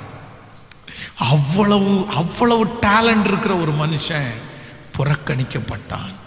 இன்றைக்கு தாவீதை போல யாரோ ஒருத்தர் இந்த சத்தியத்தை கேட்டுக்கொண்டிருக்கலாம். என்ன புறக்கணிக்கிறதுக்கு என்ன பாஸ்டர்? எனக்கு ஒண்ணுமே இல்லையா? நான் ஒன்றும் சம்பாதிக்கலையா? நான் ஒன்றும் உழைச்சு கொண்டு வரலையா? நான் என் வீட்டை நல்லா பார்த்துக்கலையா? நான் என் கையில் கொடுத்துருக்கிற வேலையை அவ்வளோ கிளியரா செய்யலையா? அப்புறம் ஏன் பாஸ்டர் என்ன புறக்கணிக்கிறாங்க? ஒண்ணுமே இல்லாத ஒருத்தனை புறக்கணிக்கிறாங்கன்னா பரவாயில்ல, எனக்கு இத்தனை டேலண்ட் இருந்தும், எனக்கு இத்தனை காரியங்கள் இருந்தும் என்னையே புறக்கணிக்கிறாங்கன்னு நினைக்கிறீங்களா? இதே பாதையில தான் தாவீது கடந்து வந்தான். அவ்வளவும் இருக்குது. பராக்கிரமசாலிக்கு பராக்கிரமசாலி, தைரியசாலிக்கு தைரியசாலி, ஜப வீரனுக்கு ஜப வீரன், இசைக்கருவியிலே வாசிக்கிறதுல தேர்னவனுக்கு இசைக்கருவியிலே வாசிக்கிற தேர்னவன். அவன்கிட்ட இல்லாத டேலண்ட் எதுவுமே இல்லை. ஆனால் அத்தனை டேலண்டுகள் இருந்தும் புறக்கணிக்கப்பட்டானே. ஆனால் ஒரு நாள் வந்தது, திடீரென்று ஒரு நாள் வந்தது, புறக்கணிப்புகளை தாண்டி விட்டான். புறக்கணிப்பில் சோர்ந்து போகவே இல்லை. நான் இவ்வளோ டேலண்ட் உள்ளவன், என்னை புறக்கணிச்சாங்களேன்னு சொல்லி வீம்பு பண்ணலை. இவ்வளவு டேலண்ட் உள்ள என்ன இப்படி புறக்கணிச்சிட்டாங்க, அவன் முன்னாடி வாழ்ந்து காட்டுவேன்னு சுயத்தினால முடிவெல்லாம் எடுக்கல. கோபம்லாம் வரல, எரிச்சலெல்லாம் வரல, உடனே அவசரப்பட்டு ஒரு முடிவெல்லாம் எடுக்கல. எல்லாத்தையும் பொறுத்து கொண்டான், எல்லாத்தையும் சகித்து கொண்டான். திடீரென்று ஒரு நாள் ஆண்டவர் அவனை ஹல்லேலூயா நினைப்பதற்கும் வேண்டுவதற்கும் அதிகமாய் செய்கிறவர் அல்லவா, அவனை சகல ஜனங்களுக்கு முன்பாகவும் கர்த்தர் ராஜாவாய் கர்த்தர் கொண்டு வந்து நிறுத்தினார். உனக்கு நடக்கும் தேவ பிள்ளையே, உங்களுக்கு நடக்கும் தேவ பிள்ளையே, புறக்கணிக்கிற உங்களை கர்த்தர் தடுத்துன்னு, அந்த புறக்கணிக்கிற உங்களை கர்த்தர் தைரியப்படுத்துகிறார். அப்போஸ்தலனாகிய பவுல் ரட்சிக்கப்படுவதற்கு முன்பாக பெரிய பணக்காரன், ரட்சிக்கப்படுவதற்கு முன்பாக ஒரு மிகப்பெரிய தைரியம் உள்ள ஒரு படை வீரன். ஆனால் ரட்சிக்கப்பட்டதற்கு பிறகு சில நேரத்தில் அவனை புறக்கணித்தார்கள், துடைத்து போகிற அழுக்க போல புறக்கணிச்சாங்க.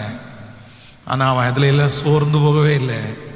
அதனால தான் இன்றைக்கு நமக்கு முன்பாக ஒரு மிகப்பெரிய அப்போஸ்தலராய் நின்று கொண்டிருக்கிறார். ஹல்லேலூயா. ஒரு நாள் வரும். எப்போ ஒரு நாள் வரும் அப்படின்னா, புறக்கணிப்புகளை தாண்டி வருகிற உங்களுக்கு, புறக்கணிப்புகளை தாண்டி வருகிற உங்களுக்கு ஒரு நாள் வரும். கைகளை மேல உயர்த்தி, நம்புறவங்க கையை மேல உயர்த்தி நான் நம்புற ஆண்டவரேன்னு சொல்லுங்க. நம்புற ஆண்டவரேன்னு சொல்லுங்க. முழு பலத்தோட சொல்லுங்க.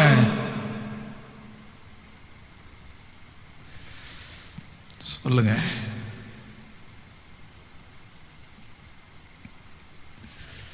Jesus, Jesus. அவமானம் நிந்தை எல்லாம் அனுதின உணவு போல, அவமானம் நிந்தை எல்லாம் அனுதின உணவு போல, பழி சொல் எதிர்ப்பு எல்லாம் பலந்தரும் ஊட்டச்சத்து, பழி சொல் எதிர்ப்பு எல்லாம் பலந்தரும் ஊட்டச்சத்து. தொடர்ந்து விட்டு விடாதே, ஜெபம் செய்வது நீ மறந்து விடாதே. தொடர்ந்து ஓடு, விட்டு விடாதே, ஜெபம் செய்வது நீ மறந்து விடா. ஒரு நாளும் வீணாகாது. நான் ஓடும் நான் செய்யும் ஜெபம் அது ஒரு நாளும் வீணாகாது, ஒரு நாளும் வீணாகாது. தொடர்ந்து விட்டு விடாதே, ஜெபம் செய்வது நீ மறந்து விடாதே. தொடர்ந்து ஓடு, விட்டு விடாதே, பணி செய்வது மறந்து விடாதே. ரிஜெக்ஷன், புறக்கணிப்புகளை தாண்டி வா. நான் நம்புற ஆண்டவருடைய பிள்ளைகளே, இன்றைக்கு இந்த பலிபீடத்தில் நிற்கும்போது ஆண்டவருக்கு நான் ரொம்ப நன்றி சொல்றேன். இன்னைக்கு தமிழ்நாட்டில், இந்தியாவில், இன்னும் சொல்ல போனால் பல நாடுகளில் என்னை ஏற்றுக்கொள்வதற்கென்று ஆண்டவர் நிறைய நண்பர்களையும் நிறைய சொந்தங்களையும் கத்த தந்திருக்கிறார். நான் யாருன்னே தெரியாது, என் படிப்பு தெரியாது, ஆனால் ஏற்றுக்கொள்றதுக்கு நிறைய சொந்தங்களை தந்திருக்கிறார். அவங்க நிறைய பேர் என்னை விட சமுதாயத்தில் ரொம்ப மதிப்புக்குரியவர்கள். அவங்க நிறைய பேர் என்னை ஏற்றுக்கொள்ளுகிறார்கள். ஆனால் ஒரு காலத்தில் நான் நம்புகிறேன், என்னுடைய வாழ்க்கையில் வந்த ரிஜெக்ஷன், என்னுடைய வாழ்க்கையில் வந்த புறக்கணிப்புகள், கொஞ்சம் இல்லைங்க. என் வாழ்க்கையில் வந்த புறக்கணிப்புகள் ரொம்ப பெருசு. எங்களுடைய ஊரில் சின்ன வயசில் இருக்கும்போது கிட்டத்தட்ட ஒரு 25 ஆண்டுகளுக்கு முன்பாகன்னு வைங்களேன், கல்யாணத்துக்கு எல்லாம் அவங்க ரொம்ப ஏழைகளாக இருக்கிறதுனால இட்லி தான் போடுவாங்க. இட்லி சாம்பார் அதுதான் கல்யாணத்தினுடைய சாப்பாடு, கல்யாண விருந்து அதான், அன்னைக்கு அதான். எங்கள் வீட்டில் தான் எங்கள் அப்பா குடிகாரராச்சே, சாப்பாட்டுக்கு பஞ்சம்னா பஞ்சம், அவ்வளவு பஞ்சம் சாப்பாட்டுக்கு. ஆசையாக இருக்கும் சாப்பிட்றதுக்கு, சாப்பாடு எதுவுமே இருக்காது. அப்போ அந்த கல்யாண வீடு வந்தால் அவ்வளோ சந்தோஷம். ஏன் அப்படின்னா எப்படி ஒரு 3 நேரம் அங்கே சாப்பாடு நடக்கும். மத்தியானம் அந்த சாப்பாட்டுக்கு எப்படி ஒரு 500 பேர் 200 பேர் வருவாங்க. அந்த கூட்டத்துக்குள்ளே நம்ம தெரியாமல் போய் சாப்பிட்டு இருக்கலாம். ஃபர்ஸ்ட் ஒரு ரவுண்டு முடிச்சிட்டோம், 2வது ஒரு ரவுண்டு முடிச்சிட்டோம், 3வது டைம் போய் சாப்பிட்றதுக்காக அந்த லைனில் அப்படி உட்கார்ந்தா இந்த சர்விங் பண்ணுறவங்க எல்லாம் பார்த்துட்டு என் கையில் இப்படியே பிடிச்சிட்டான். கையில் பிடிச்சி எந்திரா, எத்தனாவது டைம் சாப்பிட்டு உட்காந்துருக்குறேன். ஒரு டைம் சாப்பிட்டா விட்டோம், 2வது டைம் சாப்பிட்டா விட்டோம், 3வது டைமும் உட்காந்து இந்த பந்தியில் சாப்பிட்டீங்க, உங்களுக்கு வயிறெல்லாம் அப்படின்னு சொல்லி ரொம்ப திட்டி அந்த பந்தியிலிருந்து எங்களை எழுப்பி விட்டு இதுக்கு மேலே வந்தீங்கன்னா அடிச்சு விடுவோம் அப்படின்னு சொல்லி துரத்தின நாளெல்லாம் நினச்சி பார்க்குறேன். சே, ஆனால் இன்றைக்கு ஆண்டவர் எத்தனை பேரை வேண்டுமென்றாலும் போஷிக்கிற அளவுக்கு எங்களை வச்சுட்டாரு. ஆண்டவர் எத்தனை வேண்டுமென்றாலும் கொடுக்குறார். அவர் நல்லவர். நான் நம்புகிறேன் அந்த ரிஜெக்ஷன் எல்லாம் மாறுறதற்கு ஒரு நாள் இந்த ஜெபத்தில் இருக்கிற யாரோ ஒருத்தர் இடத்துல ஆண்டவர் பேசிட்டே இருக்கிறாரு. ஒரு நாள் வரும். அந்த நாள் எப்போ அப்படின்னா, உன்னுடைய புறக்கணிப்புகளை தாண்டி வா. சோர்ந்து போகாத ஆண்டவருடைய பிள்ளையே, இது நமக்கு மட்டும் இல்ல, இது உங்களுக்கு மட்டும் இல்ல. இந்த புறக்கணிப்பு என்கிறது எனக்கு மட்டும் இல்ல, ஆண்டவராகிய இயேசு கிறிஸ்துவையே புறக்கணிச்சிட்டாங்க. அவரை புறக்கணிக்கிறதுக்கு என்ன இருக்கு? அவருக்கு டேலண்ட் இல்லையா? அவருக்கு அழகு இல்லையா? அவர் கெட்டவராய் சகலமும் இருந்தும் அவரையே புறக்கணிச்சாங்கன்னா, உங்களை புறக்கணிக்க மாட்டாங்க, என்ன புறக்கணிக்க மாட்டாங்க. நான் சொல்றேன், புறக்கணிக்கப்படுவது தீமைக்கு அல்ல, புறக்கணிக்கப்படுவது அவமானம் அல்ல. உங்களை இன்றைக்கு புறக்கணிப்பார். வேதம் சொல்லுகிறது, ஆகாது என்று தள்ளின கல் தலைக்கு மூளைக்கல்லாய் மாறிட்டு அது கர்த்தராலே ஆயிற்று. அது நம்முடைய கண்களுக்கெல்லாம் ஆச்சரியமாய் இருக்கிறது. கண்களுக்கெல்லாம் ஆச்சரியமா இருக்குது. சோ புறக்கணிக்கப்படுகிறதை நினைச்சு ஆண்டவருடைய பிள்ளைங்க கவலைப்படவே கூடாது. புறக்கணிக்கப்படுறது நல்லதுதான், புறக்கணிக்கப்படுவது நல்லதுதான். கர்த்தர் ஆண்டவர் ஒரு நாள் அவங்களுக்கு முன்பாக உங்களை நிறுத்துவதற்காகத்தான் கர்த்தர் அப்படிப்பட்ட சூழ்நிலையில உங்களை நடத்துறார். அதற்காக தான் நடத்துறார். நம்புறவங்க கையை மேல உயர்த்தி சொல்லுங்க, ஆமாண்டவரே விசுவாசிக்கிறேன். அவமான நிந்தை எல்லாம் அனுதின உணவு போல, பழிச்சொல் எதிர்ப்பு எல்லாம் பலன் தர ஊட்டச்சத்துன்னு நான் நம்புறேன்னு சொல்றவங்க கையை மேல உயர்த்தி சொல்லுங்க, நான் நம்புறேன். ஓ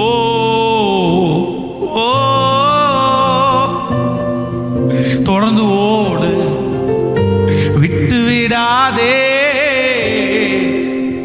ஜெபம் செய்வதை நீ மறந்து விடாதே. தொடர்ந்து ஓடு, விட்டு விடாதே, பணி செய்வதை நீ மறந்து விடாதே. கைய மேல உயர்த்தி, ஒரு நாளும் வீணாகாது. நான் ஓடும் ஓட்டம், நான் செய்யும் ஜெபம், அது ஒரு நாளும் வீணாகாது. ஒரு நாளும் வீணாகாது. சமயம் ரொம்ப குறைவா இருக்கிறதுனால வேகமாய் சொல்லி முடிக்கிறேன். நம்பர் 2, ஆதியாகமம் 18வது அதிகாரம் 2வது வசனம். வேகமாக எடுத்துக்கொள்ளலாம். ஆதியாகமம் 18வது அதிகாரத்திலே 2வது வசனத்தை நம்ம வாசிக்க போகிறோம். 18ஆம் அதிகாரம் 2வது வசனம். தன் கண்களை ஏறெடுத்து பார்க்கும்போது இதோ 3 புருஷர்கள் அவன் எதிரே நின்றார்கள். அவர்களை கண்டவுடனே அவன் கூடார வாசலிலிருந்து அவர்களுக்கு எதிர்கொண்டு ஓடி தரை மட்டும் குனிந்து. இன்னொரு வசனத்தை வாசிக்கலாம் நாம், 6வது வசனத்தை. அப்பொழுது ஆபிரகாம் தீவிரமாய் கூடாரத்தில் சாரானிடத்திற்கு போய், நீ சீக்கிரமாய் 3 படி மெல்லிய மாவு எடுத்து பிசைந்து அப்பம் சுடு என்றார். ஆபிரகாம் மாட்டு மந்தைக்கு ஓடி ஒரு நல்ல இளங்காளையை வேலைக்காரன் கையிலே கொடுத்தான். அவன் அதை சீக்கிரத்தில் சமைத்தான். நீங்க இந்த ஆபிரகாமை பார்க்கிறதற்காக சோதோம் குமார பட்டணத்தை அழிப்பதற்காக 3 தூதர்கள் வருகிறார்கள். ஆனால் நான் செய்ய போகிறதை ஆபிரகாமுக்கு மறைப்பேனோ அப்படின்னு சொல்லி ஆண்டவர் அந்த 3 தூதர்களையும் முதலாவதாக ஆபிரகாமிடத்திலே அனுப்புகிறார். அவர்கள் ஆபிரகாமிடத்திலே வருகிறார்கள். வந்து பேசி, நாங்கள் தங்கலை, நாங்கள் போறோன்றாங்க. ஆனால் வருந்தி அழைக்கிறான். இந்த அதிகாரத்தில் நீங்க வாட்சி பார்க்கும்போது இந்த ஆபிரகாம் மத்தியான வேளையிலே களைத்து போய் இருக்கிற வேளையில இவங்க 3 பேரை பார்த்த உடனே பார்த்தீங்கன்னா அவனுடைய ஆக்டிவிட்டிஸ், அதான் நான் ஒரு செய்தியில் கூட கொடுத்தேன். இந்த ஆபிரகாமுக்கும் லோத்தும், ஆபிரகாமும் 3 தூதர்களை சந்திக்கிறான், லோத்தும் 3 தூதர்களை சந்திக்கிறான். ஆனா ஆபிரகாம் 3 தூதர்களை சந்திக்கும் போது அவனுடைய ஆக்டிவிட்டிஸுக்கும் லோத்து அந்த 3 தூதர்களை சந்திக்கும் போது இருக்கிற ஆக்டிவிட்டிஸுக்கும் நிறைய வித்தியாசம் இருக்குது. நீங்க டைம் இருக்குன்னா அந்த ஆபிரகாமை சந்திக்கிறதையும் லோத்தை சந்திக்கிறதையும் நீங்க ஒப்பிட்டு பார்த்து வீட்டில் அதை படித்து பாருங்க, அப்ப தெரியும். இந்த ஆபிரகாம் அவ்வளவு களைப்பின் மத்தியிலே, அவ்வளவு சோகத்தின் மத்தியிலே அந்த தூதர்களை பார்த்த உடனே நீங்க இந்த இடத்துல வாசிக்க முடியும், அவன் தரை மட்டும், அவன் ஓடி, அவன் தீவிரமாய், அவன் சீக்கிரமாய், அவன் சீக்கிரத்தில் சமைத்து கொடுத்தான் அப்படின்னு ஓடி, அப்படியே ஸ்பீடா ஸ்பீடா ஸ்பீடா ஸ்பீடா. அப்போ திடீரென்று அந்த தேவனுடைய மனுஷங்க சொல்றாங்க, அந்த ஒரு நாள் சாராளை கூப்பிட்டு, இல்ல உனக்கு ஒரு அற்புதம் நடக்கும். இத்தனை நாட்களும் குழந்தை இல்லாம நீ கஷ்டப்படுறல்ல, உனக்கு ஒரு பிள்ளையை கர்த்தர் தருவார். இனியா அவள் நகைத்தாள். இதை கேட்கும் போது அவளுக்கு ரொம்ப காமெடியா இருக்குது. என்ன சொல்லிட்டு இருக்கிறீங்க, எனக்கு கர்ப்பம் செத்து போச்சு, இனி எனக்கு குழந்தை பிறக்குமா? அந்த ஒரு நாள் வரும் வரும் வரும்னு எதிர்பார்த்திருந்த நாளெல்லாம் போயிடுச்சு, இனி வராது. இனி அந்த நாள் வர்றதற்கு, இனி அந்த நாள் அப்படி வந்தாலும் அதை செய்யறதுக்கு என் சரீரத்தில் பலன் இல்லை. அந்த நாள் வராது. ஒருவேளை சாராளை போல ஒரு இருதயத்தோடு யாரோ ஒருத்தர் இந்த சத்தியத்தை கேட்கலாம், இனி அந்த நாள் எங்க பாஸ்டர் வரப்போகுது, இனி நான் கட்டையில போனதுக்கு அப்புறம் தான் அந்த நாள் வரும், இனி செத்தாதான் அந்த நாள் வரும் அப்படின்னு நீங்க சொல்லலாம். இல்ல, சாராளுக்கு ஒரு நாள் வந்துச்சு. ஏன் அப்படின்னா, நான் நம்புறேன் அவன் செய்ததை முழு இருதயத்தோட செய்தான். அந்த நாள் வந்தது. தான் செய்ததை முழு இருதயத்தோடு. அவங்க என்ன பண்ண வராங்கன்னு தெரியாது, அவங்க என்ன சொல்ல வராங்கன்னு தெரியாது. அவங்கள ரிஜெக்ட் பண்ணியிருக்கலாம், அவங்கள சாதாரணமாக அவன் ட்ரீட் பண்ணியிருக்கலாம். இல்லை, அவ்வளவு களைப்பின் மத்தியிலையும் அவ்வளவு சோர்வின் மத்தியிலையும் நான் நம்புறேன் அவன் செய்ததை முழு இருதயத்தோடையே செய்தான். அதுல சோம்பேறித்தனம் இல்லை, அதுல எசலி போடல, அதுல சோர்வும் இல்லை. நான் நம்புறேன் ஆண்டவர் உங்களை ஒரு இடத்துல வச்சிருக்கிறாரா, ஆண்டவர் ஒரு பொறுப்பை உங்க கையில கொடுத்துருக்கிறாரா, அதை ஏத்துக்கிறதுக்கு யாருமே இல்லையா? எந்த சூழ்நிலை வந்தாலும் உங்களுக்கு அந்த ஒரு நாள் வரணும்னு நினைச்சீங்கன்னா உங்க கையில கொடுக்கிற எல்லாவற்றையும் ஃபுல் ஆட்டடா செய்யுங்க, முழு இருதயத்தோட செய்யுங்க, அறகுறையா செய்யாதீங்க, மனுஷனுக்காக செய்யாதீங்க, இவனுக்கு இவ்வளவு போதும் இவளுக்கு இவ்வளவு போதும் அப்படின்னு நினைக்காதீங்க. பர்ஃபெக்ட ஆண்டவர் ஃபுல் ஹார்ட்டை ரொம்ப விரும்புறாரு.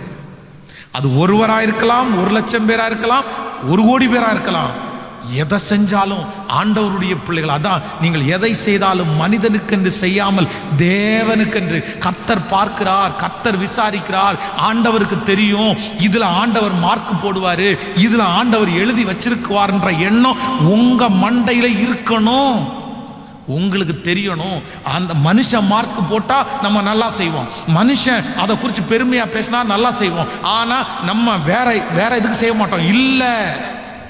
இல்ல, எல்லாவற்றையும் மனுஷன் பார்க்கிறார்களோ இல்லையோ, மேனேஜர் பார்க்கிறார்களோ இல்லையோ, வீட்டு வேலை செய்யறவங்க பார்க்கிறாங்களோ இல்லையோ, கணவனார் பார்க்கிறாரோ இல்லையோ, நான் சொல்றேன், நீங்க செய்கிறது அத்தனையும் கர்த்தர் பார்க்கிறார்.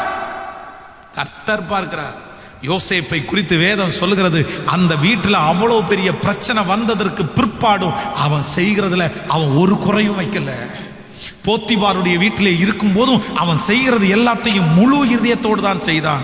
அவனை அங்கிருந்து சிறைச்சாலையில போட்ட போதும், என்ன நம்முடைய வாழ்க்கை இப்படியே விரக்தியாவே போயிருச்சு, இப்படியே நமக்கு செஞ்சதுக்கெல்லாம் சம்பளம் கிடைக்கலையே, நம்ம செஞ்சதுக்கெல்லாம் பணம் கொடுக்கலையே, நம்மளை இவ்வளோ கஷ்டப்படுத்துறாங்களே, செஞ்சு என்னத்தை கண்டோம், செஞ்சதுனால ஏதாவது லாபம் இருக்கா, நம்ம திட்டு தான் வாங்குறோம், நமக்கு சிறைச்சாலை தான் வந்துருச்சு, இங்கேயாவது ஒன்றும் செய்ய வேண்டாம்னு நினைக்கல.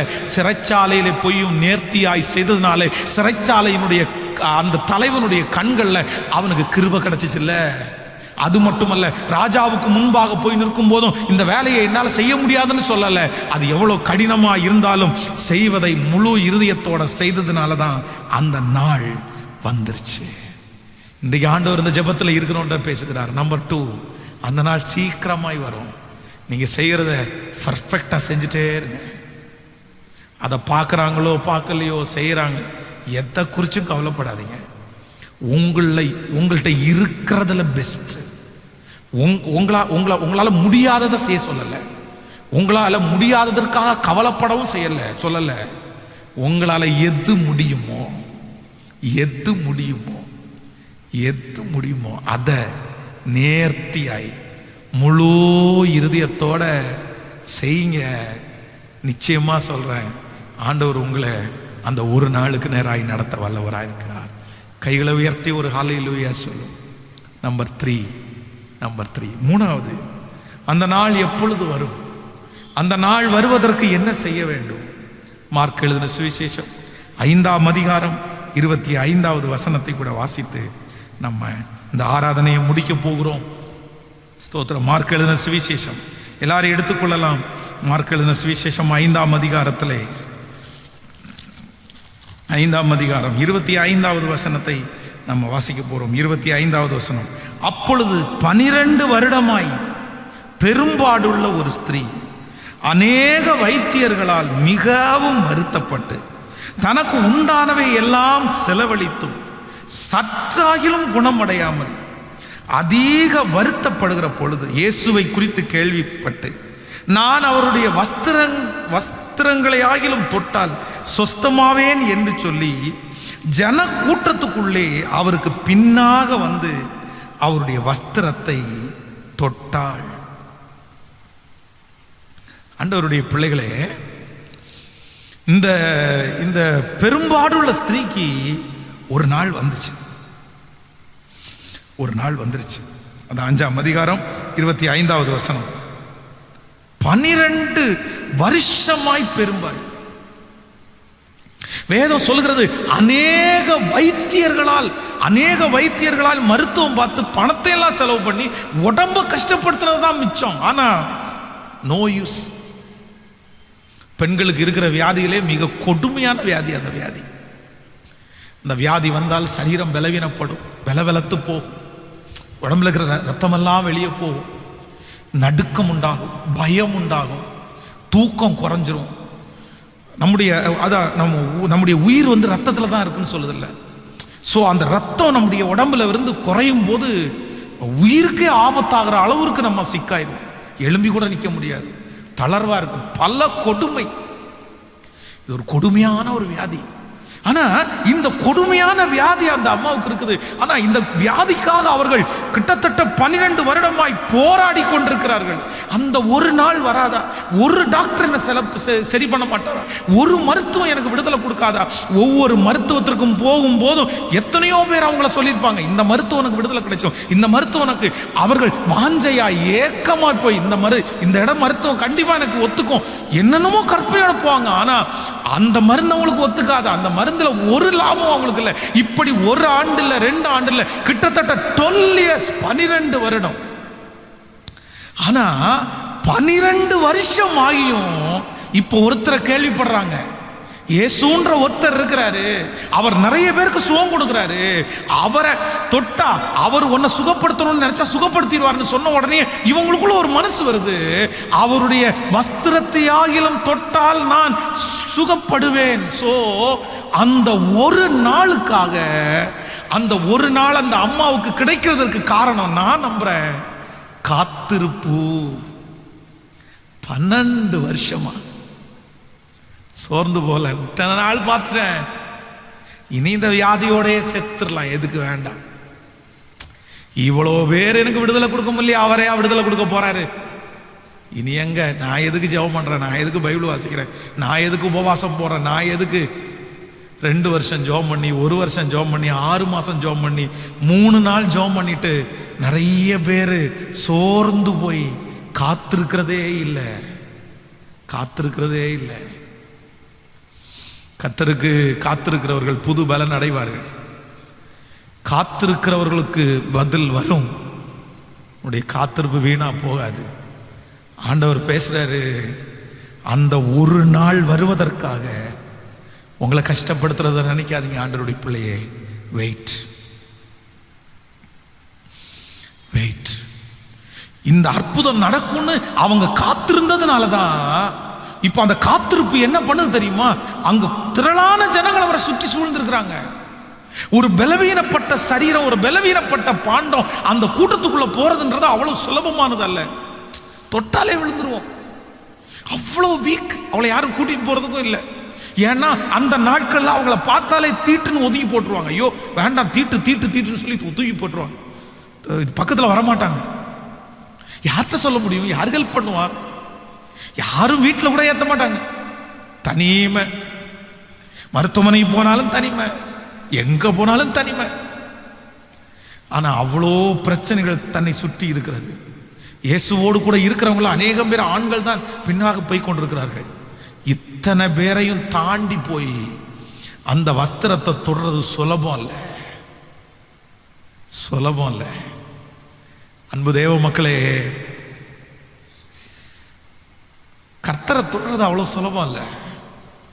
2 நிமிஷம் ஜெபம் பண்ணிட்டு ஆண்டரை தொட முடியாது, 2 செகண்ட்ல ஆண்டரை தொற்ற முடியாது. சில பிரச்சனைகளை தாண்டி போகணும், சில இடத்துல தனிமையாக தான் போகணும், சில இடத்துல ரொம்ப நேரம் அதற்காக பிரயாசப்படணும். அந்த வாஞ்ச உள்ளத்தில் இருக்கிறதுனால அந்த தடை எதையுமே அந்த அம்மா பார்க்கவே இல்லை. ஆண்டவரை ஈஸியாக தொற்ற முடியாது, ஆண்டவரை சுலபமாக தொற்ற முடியாது. அதுக்கு நிறைய நேரம் காத்திருக்கணும், காத்திருக்கணும், காத்திருக்கணும். ஆனால் அநேக ஆண்டவருடைய பிள்ளைங்க என்ன நினைக்கிறாங்கன்னா, சீக்கிரத்தில் போய் தொட்டுட்டு வந்துடலான்னு நினைக்கிறாங்க. அவர் எருசலேமை ஸ்திரப்படுத்தி அதை புகழ்ச்சியாக்கும் வரைக்கும் அவரை அமர்ந்திருக்க விடாதிருங்கள். எழும்புங்க ஆண்டவரே, எழும்பி நில்லுங்க ஆண்டவரே.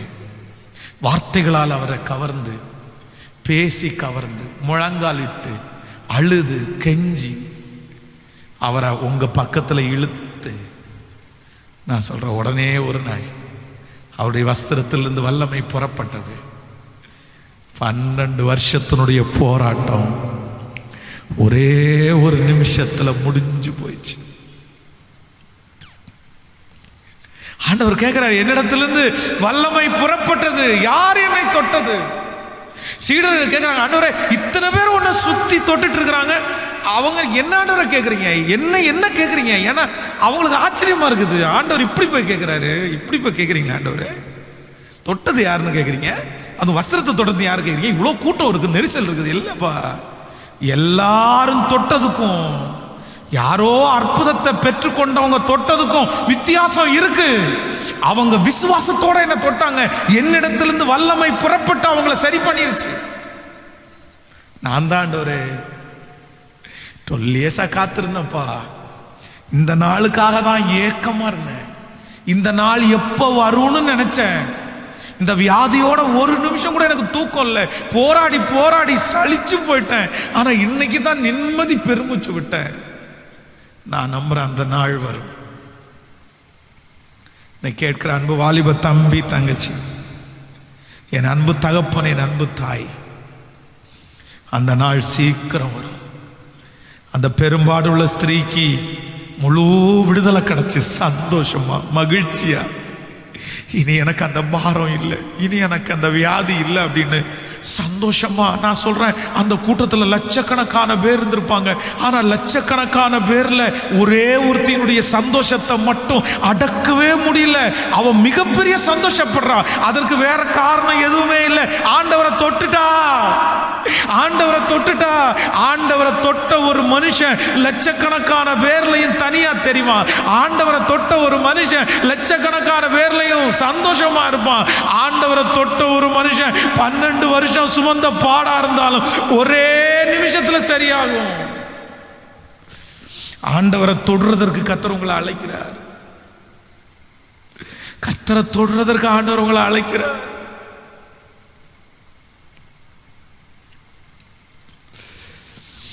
கர்த்தரை தொடுறதுக்குன்னு ஒரு நாள் அழைக்கிறார். ஹல்லேலூயா. இந்த செய்தியை தயவு செய்து உங்களுடைய ஃப்ரெண்ட் சர்க்கிள் இருக்கிற எல்லாருக்குமே ஃபார்வர்ட் பண்ணுங்க. இந்த செய்தியை கேட்க சொல்லுங்க. உடஞ்சு போன உள்ளங்களை கேட்க சொல்லுங்க. இது நிறைய பேர் ஆறுதல் படுத்தும்னு நினைக்கிறேன்.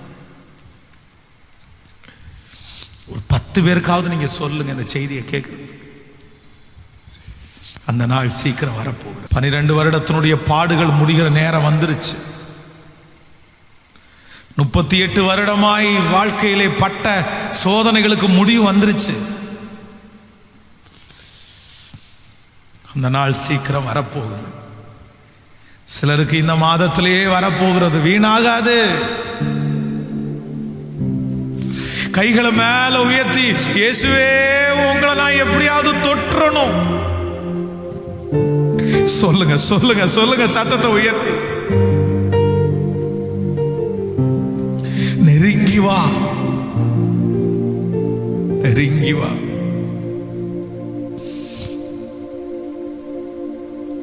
நெருங்கி வா.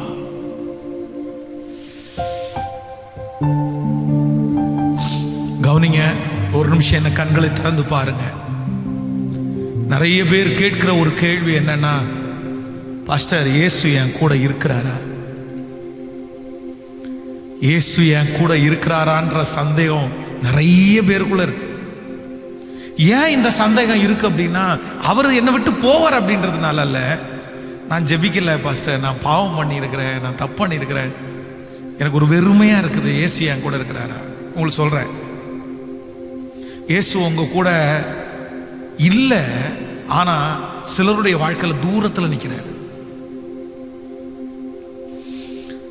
ஆண்டவர் தூரத்தில் ஆண்டவர் நிற்கிறதுனால தான் உங்களோட பேசிட்டே இருக்கிறார். ஆனா நான் என்ன நம்புறேன் அப்படின்னா, நீங்க கிட்ட போகணும்.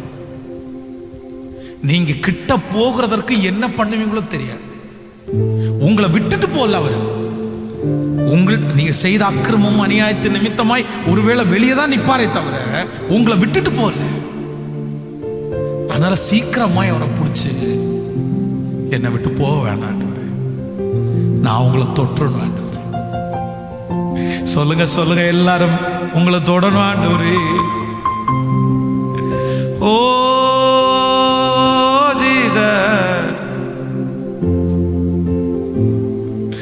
நான் உம்மை பார்க்கணும்,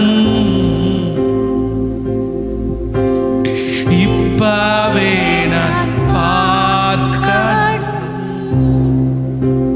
உம் அழகை நான் ரசிக்கணும், உம்மோடு நான் வாழணும். சொல்லுங்க, நான் நம்ம பார்க்கணும், நானும்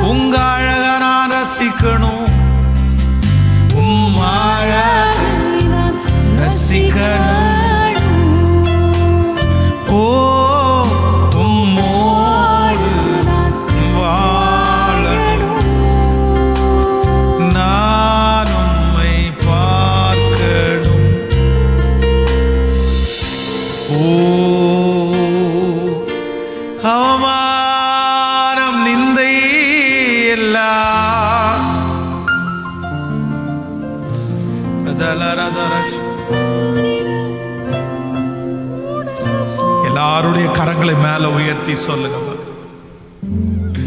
ஒரு நாளும் வீணாகாது.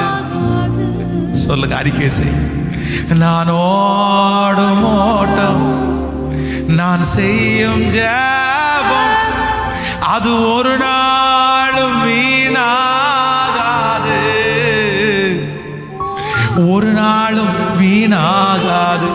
சொல்லுங்க எல்லாரும், பிடித்துக்கொள் ஜீவ வசனம், பிரகாசி கிறிஸ்து இயேசுக்காய்.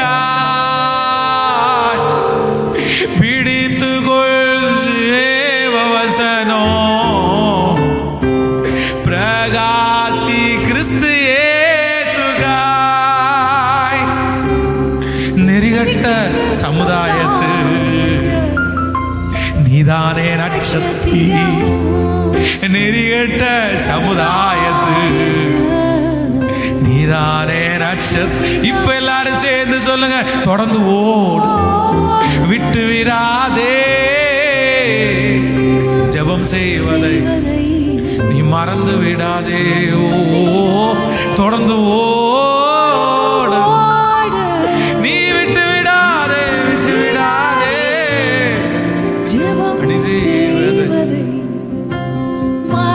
தகப்பனே, உம்முடைய பிள்ளைகளுக்காக உம்முடைய ஊழியக்காரனாகிய நான் திறப்பிலே நிற்கிறேன். ஒரு நாள் வரும்,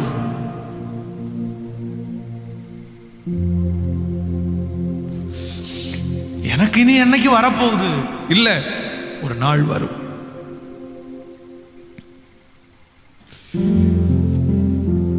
நீ இப்படியே இருக்க போறது இல்ல, நீங்க இப்படியே இருக்க போறது இல்ல. பிரதர், சிஸ்டர், அம்மா, அப்பா, நீங்க இப்படியே இருக்க போறது இல்ல. ஒரு நாள் வரும், ஒரு நாள் வரும். யோனத்தானுக்கு ஒரு நாள் வந்துருச்சு, உங்களுக்கு ஒரு நாள் வரும். யோசேப்புக்கு ஒரு நாள் வந்துருச்சு, உங்களுக்கு ஒரு நாள் வரும். தானியேலுக்கு ஒரு நாள் வந்துருச்சு, உங்களுக்கு ஒரு நாள் வரும். சிம்சோனுக்கு ஒரு நாள் வந்துருச்சு, உங்களுக்கு ஒரு நாள் வரும். தாவீதுக்கு ஒரு நாள் வந்துருச்சு, உங்களுக்கு ஒரு நாள் வரும். ஓ, உங்கள் தலையை நிமிர பண்றதுக்கு ஒரு நாள் வரும். உன் பாத்திரம், உன் கைகள் நிரம்பி வழிகிறதற்கு ஒரு நாள் வரும். அவமானப்பட்ட இடத்திலே அங்கீகரிக்கப்படுவதற்கு ஒரு நாள் வரும். வெட்கப்பட்ட இடத்திலே உன் தலையை நிமிர பண்றதுக்கு ஒரு நாள் வரும். உனக்கு ஒருவர் உண்டு என்று நிரூபிக்கிறதுக்கு ஒரு நாள் வரும். நீ தனிமை இல்லை என்று நிரூபிக்கிறதுக்கு ஒரு நாள் வரும். ஓ ஜீசஸ், உடைய பிள்ளைகளை மனதார ஆசீர்வதிக்கிறேன். உங்க மகிமை தாங்கட்டும் ஆண்டவரே. எங்க திருச்சபைக்கு சொந்தமான ஒரு இடத்திற்காக நாங்க ரொம்ப ஜெபம் பண்ணிட்டு இருக்கிறோம். எங்களுக்கு பெரிய தேவைப்பா, எங்க பலத்திற்கு மிஞ்சின தேவை. எங்களுக்கு தான் அது பெரிய விஷயம், ஆனா உங்களுக்கு பெரிய விஷயம் இல்லைன்னு எங்களுக்கு தெரியும்ப்பா. நாங்க உங்களை ஏனெல்லாம் கேள்வி கேட்க மாட்டோம். உங்களுக்கு சித்தம் இருக்குன்னு நாங்க நம்புறோம். எத்தனையோ பிள்ளைங்க அவங்களால முடிஞ்சதை கொண்டு வந்து ஆண்டவரை கொடுத்துட்டே இருக்காங்களே, ஆனா எங்க தேவை பூர்த்தி ஆகல. ரொம்ப பெருசு. அதற்கான ஒரு வழிவாசலை எங்களுக்கு திறந்து உங்க நாம மகிமைக்காக நான் நம்புறேன்ப்பா. இந்த ஊழியத்தை குறித்து எங்களுக்கு இருக்கிற கவலையை விட, எங்களுக்கு இருக்கிற வாஞ்சியை விட உங்களுக்கு நிறைய இருக்கும்லப்பா. இது உங்க ஊழியம் தானே, இது உங்க ஆத்தும ஆதாயம் தானே. எவ்வளவு பேர் வேணாலும் கிரிட்டிசைட் பண்ணலாம்ப்பா, எவ்வளவு பேர் வேணாலும் என்னென்னமோ பேசலாம். ஆனா எங்க இருதயம் உங்களுக்கு முன்னாடி திறந்திருக்குன்னு உங்களுக்கு தெரியும்ப்பா. எங்களுக்கு இல்லப்பா. திட்டுறவங்க திட்டட்டும், சொல்றவங்க சொல்லட்டும்ப்பா. எங்களுக்கு இல்ல. எங்க கை உங்களுக்கு முன்னாடி எப்பவுமே உண்மையா இருக்குப்பா. ஒரே ஒரு ஆசை மட்டும்தான், உங்களுக்காக வாழணும் சாகிற வரைக்கும், உங்களுக்காக பேசணும் சாகிற வரைக்கும். உங்களுக்காக ஆரோக்கியமா இருக்கணும், சாகிற வரைக்கும் உங்களுக்கு பிடிச்ச மாதிரி நடக்கணும். உங்களுக்கு பிரியம் இல்லாத எதையுமே செஞ்சிடக்கூடாது. இதை தவிர வேற எதுவும் எங்களுக்கு இல்லப்பா. இல்ல இல்ல இல்ல, இதை மட்டும் சாகிற வரைக்கும் எங்களுக்கு கொடுத்துட்டீங்கன்னா அதுவே எங்களுக்கு போதும்ப்பா. அந்த சந்தோஷத்திலே வாழ்ந்து முடிச்சிருவோம்ப்பா. உங்க பாதத்தை முத்த செய்யும். எங்களோடு இந்த ஊழியத்தில் என்ன ரொம்ப தாங்குற தம்பிங்க, எனக்கு உதவி செய்கிற எல்லா உடன் ஊழியர்கள் எல்லாரையும் ஆசீர்வதி. இயேசுவின் மூலம் ஜெபம் எடுக்கிறோம் நல்ல பிதாவே. என் ஆத்துமாவே கர்த்தரை ஸ்தோத்திரி, என் முழுவலுமே அவர் பரிசுத்த நாமத்தை ஸ்தோத்திரி. என் ஆத்துமாவே கர்த்தரை ஸ்தோத்திரி, கர்த்தர் செய்த சகல உபகாரங்களையும் மறவாதே. நம்முடைய ஆண்டவராகிய இயேசு கிறிஸ்துவின் கிருபை, பிதாவாகிய தேவனுடைய அன்பு, பரிசுத்த ஆவியானுடைய அந்யோன்ய ஐக்கியம் நம்மளோடு மீண்டும் என்றும் சதா காலம் கூட இருப்பதாக. Amen. Hallelujah, hallelujah, hallelujah. Praise the Lord. ஆண்டவர் உங்களை ஆசீர்வதிப்பார். ஆண்டவர் அவர் நல்லவர். ஹல்லேலூயா.